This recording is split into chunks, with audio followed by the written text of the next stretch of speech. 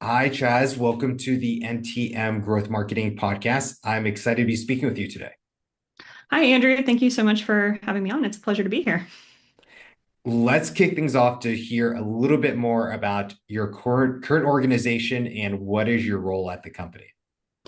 Yeah, so I am the head of marketing for Datumate, and Datumate has a product called DataBIM that is your digital brain. So for projects, so basically we work with heavy civil contractors, and when they use their drone footage or LiDAR, they upload it onto our platform, and then they're able to build 3D models and get really accurate measurements from those 3D models. So it's a really fascinating product, and it's a fun one to bring to market. Have you always worked in tech marketing? I have not. I started off actually working for commercial architecture, engineering, and construction firms earlier in my career. I did marketing for them, and then probably about 7 or 8 years ago, I made the transition from AEC into construction tech.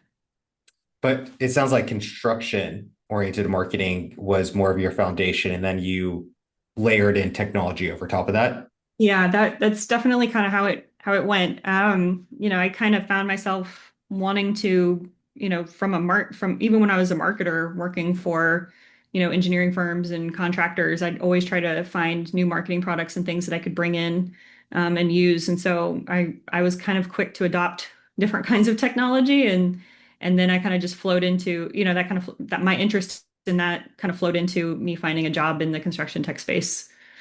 I love that. As we've only interviewed one other individual who's been in the construction tech space. She worked at a robotics company.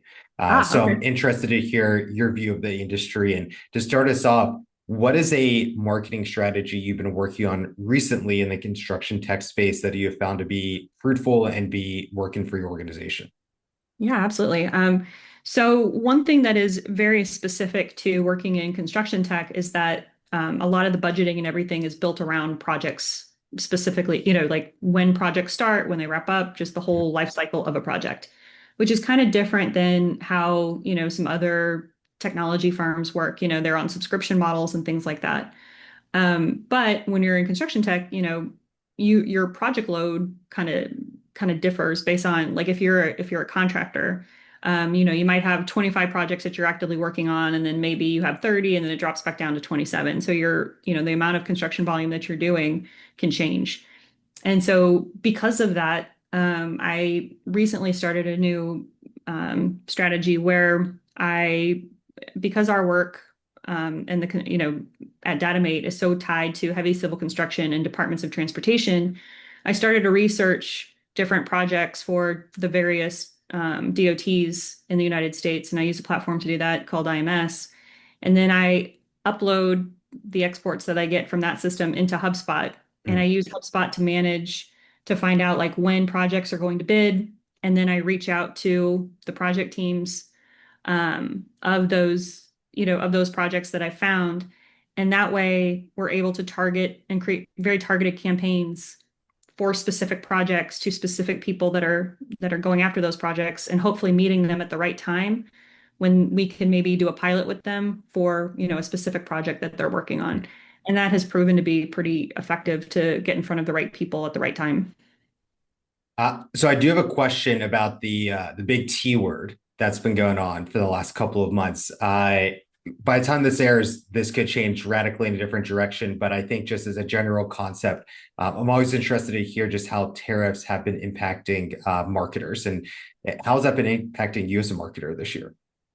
Yeah, so far I have to say that it hasn't been impacting like us too badly yet. That's Um, great. not yet. But I am concerned because our clients though deal with construction, like as they're dealing with construction costs and things like that, and the amount of materials that they import, Mhm. with roads, a lot of those materials are locally sourced. However, when you start getting into steel and things like that, those might be items that are imported, and so that could change the cost depending on the type of project that you're doing. So, not yet, but we might It's in the see. back of your mind. Yeah, it definitely is. Yes.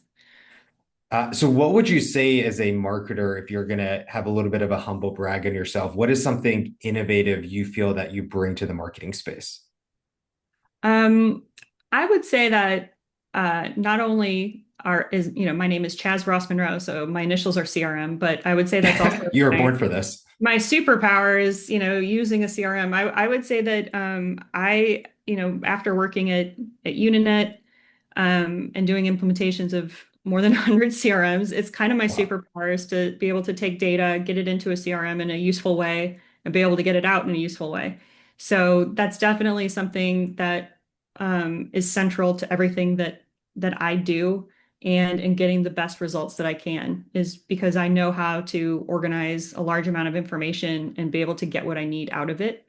And I think that that's what kind of sets me apart from other people, other marketers. I'm not the most creative marketer, but I think what I can do with the tools that are in place right now, especially living in this AI age, like I think what I can do with those tools is pretty fun and pretty cool.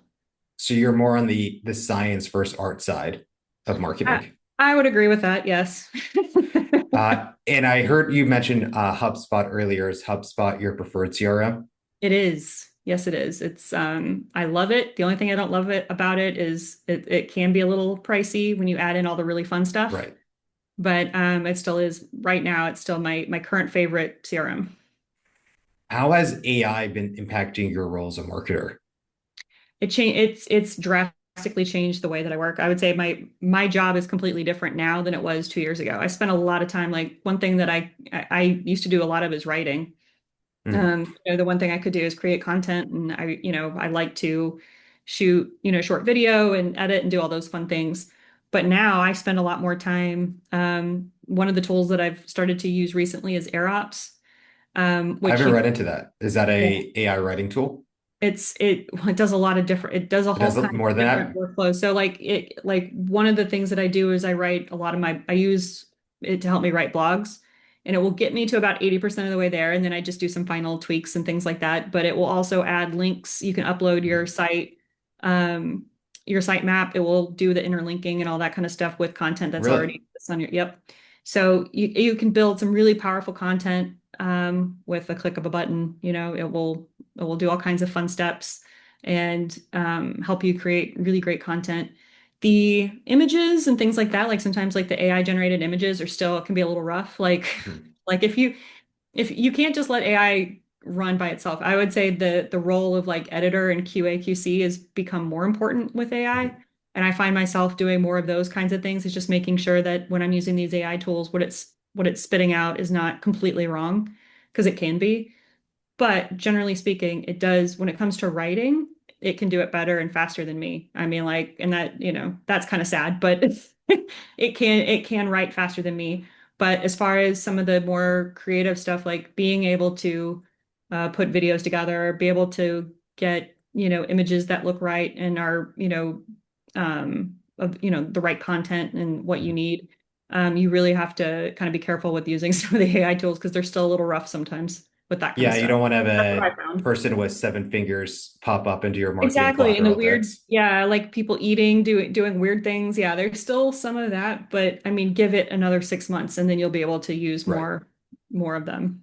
I've been talking to a lot of people on our podcast who are just using Canva for some of their design needs, and they pretty much say the same thing every time. Of historically, I would have sent this to my design house, maybe an employee, and there's a week turnaround and back and forth, and I just knock it out in an hour. So, as a science-oriented marketer, are you using Canva for some of the design work as well, or Oh, did that absolutely. software you use do design too for you? Yeah, I am still using Canva. I mean, I can do it, like I would just say that like I can, like I actually use Canva for video editing a lot because we have a contractor that works for us in Israel, Mhm.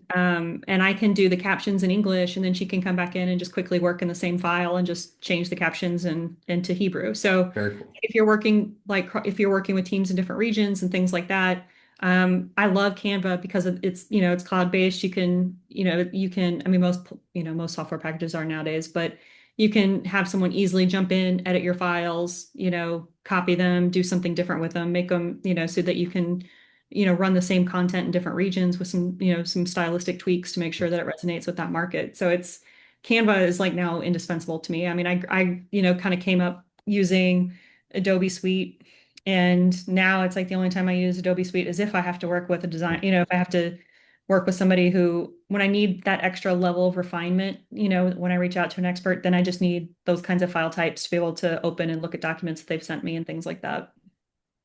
So my last question is going to be a little bit more macro on how AI has impacted the marketing landscape. And, we've all heard the quote from Sam Altman, who's pretty much said marketers are going to be less relevant, perhaps in a few years. I think most marketers have at the, 2 a.m. sweats wondering, what my role might look like in a decade. So what advice do you have for marketers to continue just to evolve with AI and allow it to be a tool you're using versus being, something that it just ends up replacing you with?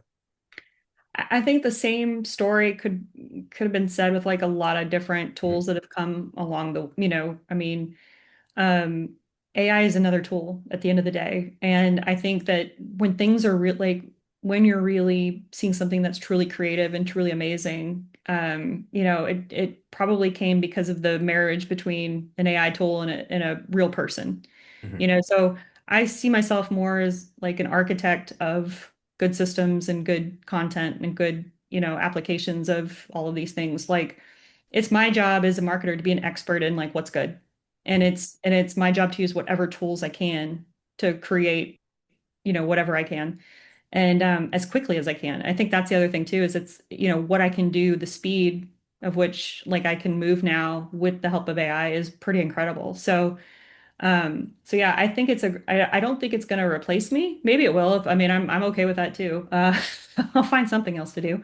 But um, but I think that there's a certain level of creativity that comes in humor too. Like, even AI kind of sometimes when you're asking it to write something and you're trying to get it to be funny or clever or, sometimes it still kind of struggles with some of that stuff. So I think I think being able to know um, what AI is capable of, how it can help you, but also knowing where you can kind of throw in your, the human flavor, which makes it really, Right. that's, it's like finding that differentiator, finding that thing, that spark, that creativity, that extra something that only real humans can bring to a brand, that kind of spark of creativity, I think will still be something that's owned by humans and not necessarily AI. Love it. So, Chaz, to wrap us up, can you share best ways to follow up with you, learn more about your organization? Yeah, of course. So you can, if you want to check out Datumate and Databim, you can kind of see what I've been spending my time on. And as far as like, the content creation and all of that, you can check out the blog there. But if you want to see some of the stuff I've done personally, just about, things I've learned in my marketing journey, you can go to chazrossmunro.com. That's my personal website. I've got a blog out there that you can check out. And I also have a YouTube channel as well. So if you want to I have, again, just things that I've learned along the way. Happy to hand those out. And that's at Chaz Ross-Munro. So you can check out both of those. Have you branded yourself as the CRM guru, or is that Uh, more of an inside joke? that's more of an inside joke, but I did write two books. I wrote one book, Sink or Swim Faster. It's for marketing for professional services. So that like if you spend a lot of time writing RFPs and that kind of thing, Is that on Amazon? it is on Amazon. And then also Perfect. CRM or Die. I wrote that with a friend of mine, Courtney Kearney, and so that is also on Amazon. Perfect, Chaz. Thank you so much for your time today. Thank you, Andrew. This was great. Before we jump into our next guest, we want to take a moment to tell you about our marketing mastermind cohort, No Typical Marketers. If you are a marketing executive looking to connect with like-minded professionals, this is the space for you. It's more than just a Discord group. It's your exclusive ticket to monthly roundtable meetings where we have group discussions about advanced marketing strategies, share insights, and solve real world challenges like implementing AI agents into your marketing. Membership is exclusive and by application only. If you're ready to take your marketing game to the next level, apply now using the link in the description below. We can't wait to see you there. Now, back to the episode. Hi, Austin. Welcome to the NTM Growth Marketing Podcast. I am excited to be speaking with you today. I'm excited to be here. Thanks for the invite. So, before we hit record, we discussed a common interest and passion that we both possess, which is WWE.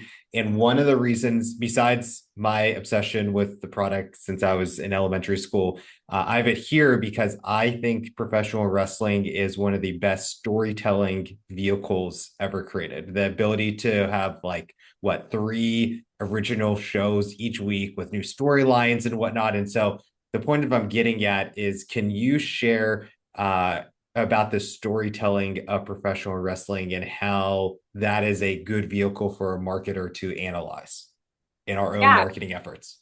for sure. Yeah, no, storytelling I would say is the number one thing in marketing, right? Because you're telling a story. You're not just selling a product or selling a service. You're selling a whole solution, and by doing that, you're selling a story. And if you have a story behind a brand, you get a lot more engagement and a lot more loyalty when you're doing that. I'm fascinated by WWE, and like you said, with the fact that they can come up with all new content, 3 shows a week. It doesn't get mundane. They have some of the largest audiences, not just like US based, but worldwide, that people keep coming back for. And it's because not only is it the storytelling of it, but it's the story of the actual script or the lack of better words, ring match, but it is the fan experience. And so when they come in, like that bleeds into the, fan experience, customer experience, and all of that. And they feel like they're part of a family of WWE. And that goes back to that storytelling being that backing. So, Austin, let's shift focus a little bit, bring it a little bit more professional. Tell us about your organization. What is your role at the company?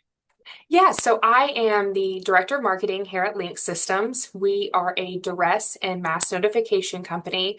We are known for our F9, F11 soft panic button software. So you can hit that on your keyboard. It sends a discrete alert to security, and then that can go out over whether it be security's computers, their existing radio system, or PA system, LED signs, any kind of input output there. The company's been around for about 30 years. Fun fact is we're made, manufactured, and supported in Dallas, Fort Worth. So it's all American made products. And even though we are in a multitude of verticals and industries, healthcare is our main focus with being in every VA in the US. So, what does the day in the life of Austin look like as a director of marketing at a tech-oriented business? It is ever changing, right? Because I'm a smaller team. We are a small business, so I'm coming from working at AT&T or Reliant NRG Energy, having a full marketing suite of 50 or 60 people. It's only me and 2 others, right? So it kind of changes day to day, but most of the time it is gearing up for conferences and creating content and buzz around that, whether that be on LinkedIn, X, or Facebook, as well as marketing campaigns through MailChimp. And I mean, at the end of the day, I'm trying to get my sales team the most MQLs that can turn into sales for them, obviously. But not just I'm a big believer in quality over quantity. Mm-hmm. So I'd rather have 100 great quality leads that come out of it than, have 10,000 I send over to them. So, but my most fun part of the day probably is, as of lately, we've been recording a lot of product videos, and we opened an Nice. experience center here in our office, and getting to go in there and do those short little videos. And yes, they're professional. However, you get to have some more of that fun because LinkedIn, and I'm sure you kind of feel this way, is loosened up a little bit in the professionalism of it. I don't need to have a fully edited, movie picture video, product video. You can go in and kind of shoot some stuff on your own, and have more of that authentic and real feel with it. I've seen more selfie videos on LinkedIn in the last 6 months than I think I saw in the last 10 years combined. So I'd agree Yeah. that some of the content's getting a little more human Mm-hmm. versus so buttoned up. Yeah, and it's almost becoming Facebook adjacent, right? I feel like everybody's just kind of like, okay, let's do one platform. And I think COVID probably did this for a lot of people though, but it's like, I'm part of this group called the Kindness Games within security. And it literally is, you're meant to get on and talk about something you're thankful for, a shout out, and it's meant to be raw. You're not meant to edit it. You know, like one time I had my mentor do it to me and we were in an airport walking down an escalator, right? Like just the everyday life, because sometimes it's not all glamorous. And I mean, people think I travel a lot for a living, and people are like, oh my God, that's awesome. You're on the road. And you're like, well, it is to an extent until you're on the road all the time, right? So like showing some of that kind of behind the scenes that like we are humans outside of just our roles within our organizations. What is a current marketing campaign strategy you're working on that you're seeing some fruitfulness on in 20? I may have made out that word, but the point being, what is a marketing strategy you're working on that you're seeing some success with in 2025? For us particularly, which is kind of crazy, I say, our development and team of engineers developed an LED sign, which is crazy to say, like we needed an LED sign in 2025 with all the high tech and AI. But it is a POE++ sign, and again, being made in America, it's a big requirement for a lot of our government facilities. And so we've had a huge marketing push on, you know, getting that out there with current customers or, you know, retargeting past customers. And it's been great to see like the strategy from the time engineering talked about doing it, and then like the Q&A process all the way to, you know, designing the name, the logo, and things of that nature. So really seeing the product from start to finish. And it's been a huge success with our email campaigns, and we attend a lot of trade shows and events, and being able to show people. I think that's the key point. I mean, I love being able to get up like today with you on Zoom, but and I'm sure it's like this in other industries, but in the security industry, there's nothing more than having that connection to somebody in person, showing them a product they can touch, they can feel it, they can see it, and just nothing compares, in my opinion. Have you had any interesting, maybe campaigns or, you know, strategy that's come as a result of Liberation Day and you all being made in America and not being impacted with tariffs? Yeah, so we're impacted slightly just because some of Okay. the materials, right, come from overseas. But no, it's been we've been very fortunate. We have not had to have a price increase on our products. And a lot of that is right being made in America. And in general, I would say more so than made in America is the fact that our tech support is here in DFW. So when they're calling, they're talking to somebody who is stateside and understands the product. It's not a third-party call center, you know, that manages multiple businesses. But yeah, no, it's been a big bonus for us. And it was already our value proposition. So sometimes the economy works in your favor. What is something you feel like you bring up innovative to the marketing space?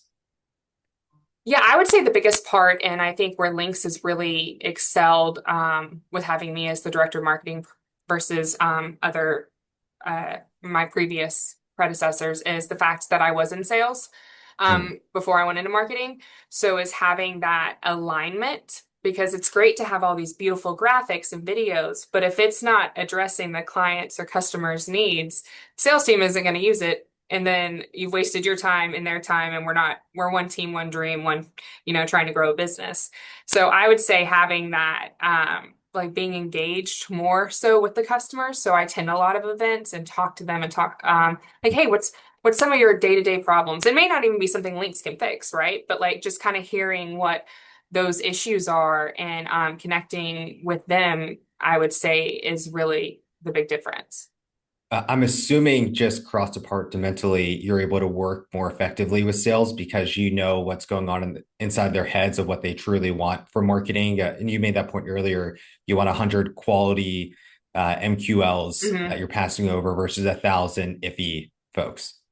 Right. Yeah. No, I mean, it's made a huge difference. We recently in April attended our largest conference of the year, ISC West in Las Vegas, and you scan people that come to the booth, right? And not saying we weren't scanning people, but the people we were scanning we were very strategic in the fact. So when we came back, I mean, there's like 5,000 attendees. We would know, hey, like okay, we only scanned 800, but they're 800 already on a certain level of quality before having to kind of like dig through and kind of weed out. And especially with us being a smaller company and having a smaller team, that's a lot of time consuming. So Mhm. what's a way we can be more efficient? Mhm. I've like joke, I wish I could have more than 24 hours in a day because like there's always something that we could keep doing or responding to, which is fantastic. But yeah, no, I think the alignment with the sales team is huge in the fact and just having that open communication. I mean, I have like a cross-departmental meeting with like our development team. I don't write code, but if I know stuff's on the roadmap, we can kind of, put buzz like little PR releases out and things like that and work together versus everybody working as a separate entity within one firm. How has AI been impacting your role as a marketer? Oh my goodness, I could not do my job at the efficiency level without it today. I So it's helping you be more efficient versus being fearful it's going to replace you. Yeah, no, I take the approach that I'm great at what I do. And so why AI is an asset, it's not a human, right? Like no Mhm. matter what you put into it. Now, the more you feed it, the better it learns your language and your tone and your product values and things of that nature. But you still got to get a human touch. It's still a computer and a machine. Mhm. But it allows me if I need to brainstorm and kind of go back and forth on that, or I need an outline and I don't really know where to start from, especially because I didn't come from security. So AI has been really great. And I'm like, hey, can you explain this in layman's terms versus me, sitting on Google for like an hour and a half, like researching Mhm. and being a limited team. It's an absolute time saver and something last fall I graduated with my MBA in marketing from the University of Oklahoma, and that was one of the big things that all my professors were jump professors, and they were talking about like and the fact of using it almost as like a personal assistant kind of Mhm. tool that can help you streamline your day to day, but it doesn't fully replace you. Have you seen the shift in higher education to the embracement of AI? As I remember, I was on a college campus right when ChatGPT, that spring, I forget now, that was 23, and they were all like, Yeah. this is going to be the end of higher education. So are you seeing 2 years later it shifted and they're coming to the realization that they actually need to allow their students to embrace it now to be effective in the workplace? I think there is a shift. It's not going anywhere. If anything, I would say ChatGPT or Copilot or whichever one you want to use, is only going to become more powerful because more people Mhm. use it, the more information is being fed.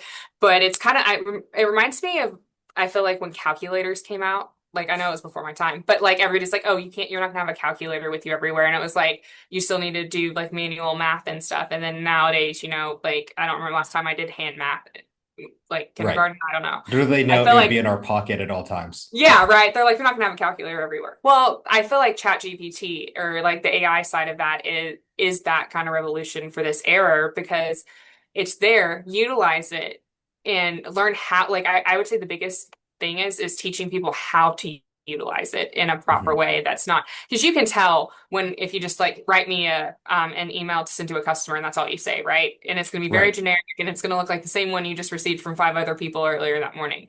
So you do have to give it a lot of detail and things of that nature, but it can kind of like I find it best with like taglines or CTAs or stuff. And I'm like, you just hit writer's block and Right. you're like, give me some ideas in between like the list of like 15 that pop up. I'm like, oh, I like those three and merge Right. together. I hear that pretty frequently from guests of either it helps me get 80% of the way there, then I Hmm. finish it off, or the reverse where like I got it 90% of the way there, then it helps to do the last 10% as I just have writer's block and I just can't figure out, the last CTA I need to include.